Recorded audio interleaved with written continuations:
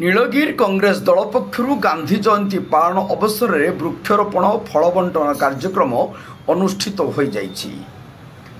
नीलगिरी कांग्रेस दलर युव नेता तपन राउत नेतृत्व में गांधी जयंती पालन अवसर में वृक्षरोपण फल बंटन कार्यक्रम अनुष्ठित होता।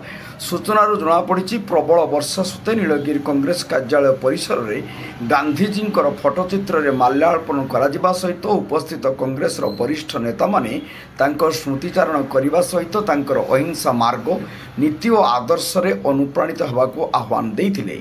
परे उपजिलापाल ऑफिस सम्मुख में बर अस्वस्थ वृक्ष लगाई सेठारु जाई नीलगिरी उपखंड चिकित्सालय रोगी मानकु फल पाउरुटी बंटन करिबा परे नीलगिरी जेल रे अंतवासी मानकु फल बंटन करिथिले। तेबे डाक्तरखाना रे फल बंटन समय एसडीएम और डॉक्टर सरोजिनी प्रधान समेत डाक्तर सफाई कर्मचारी माने उपस्थित थिबा देखिबाकू मिलिथिला।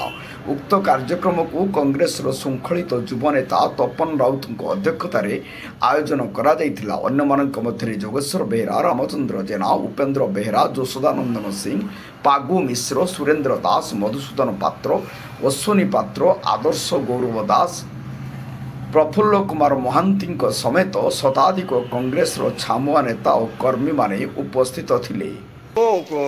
दल तरफ आपण कांग्रेस ऑफिस रे वृक्षरोपण कले हॉस्पिटल में फल बंटन करता उद्देश्य कहले। आज देशर जातिर पिता महात्मा गांधी जन्मदिन, लाल बहादुर शास्त्री जन्मदिन, से ही परिप्रेक्षी उत्सव को पालन करने आज आम कांग्रेस भवन में प्रथम माल्यार्पण कलु। तापर आम आसी सब कलेक्टर ऑफिस सामने आमर वृक्षरोपण करके आसिलु। एठी नीलगिरी उपखंड में आमर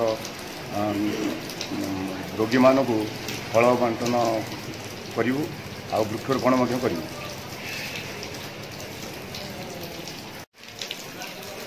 आप परिचय अश्विनी कुमार पात्र, पूर्वतन छात्र सभापति नीलगिरी निर्वाचन मंडली कांग्रेस। आज का कार्यक्रम जो उपजिलापाल ऑफिस आगे गछ रोपण कले आज फल बंटन कर मेडिकल उद्देश्य कहले। आज गोटे पवित्र दशहरा उपलक्षे आज भी आमर पुण्य जातिर पिता महात्मा गांधी जन्मदिन, ता सहित आमर जो प्रधानमंत्री पूर्वतन प्रधानमंत्री शास्त्री जी भी जन्मदिन, तो से उपलक्षे आमर कचेरी और सब कलेक्टर ऑफिस प्रांगण में वृक्षरोपण कराला। ता सहित आमर जो लोक मैंने जो अच्छा नीलगिरी मेडिकल जो रोगी मैंने अच्छा फल बंटन और पाउरुटीर सुविधा कराई। आम सहित आमर नीलगिरी निर्वाचन मंडली आमर उद्देश्य कौन जे लोक मैंने किसी सेवा सुविधा पाइबे एवं महात्मा गांधी जन्मदिन को जीवन सारा मन रखापी किसी आमर आम तो सेमती छोट बड़ माने बड़ प्रयास किसी करें छोट छोट प्रयास करके माने लोक केमती सेवा ही पाइपर आ महात्मा गांधी जन्मदिन को जीवन सारा केमती मन रखिपारे।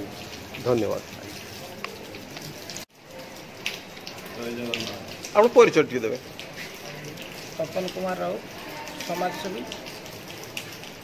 आजिका दिन में उपजिलापाल ऑफिस आगे वृक्षरोपण कले हॉस्पिटल फल बंटन कर उद्देश्य कहले। आज जेहेतु गांधी जयंती अच्छी जातिर पिता महात्मा गांधी आदर्श अनुप्राणित होकर आत्मार सद्गति निमित्त आम आज मेडिकल परिसर में रही समस्त रोगी मान फल बंटन करूँ। नीलगिरी उपजिलापाल ऑफिस आगे गोटे बट वृक्ष और अस्वस्थ वृक्ष रोपण कर एक सामाजिक कार्यक्रम और गांधी आदर्श एक कार्यक्रम होमें जाचु। तेणु ये कार्यक्रम को आम आगे नहीं।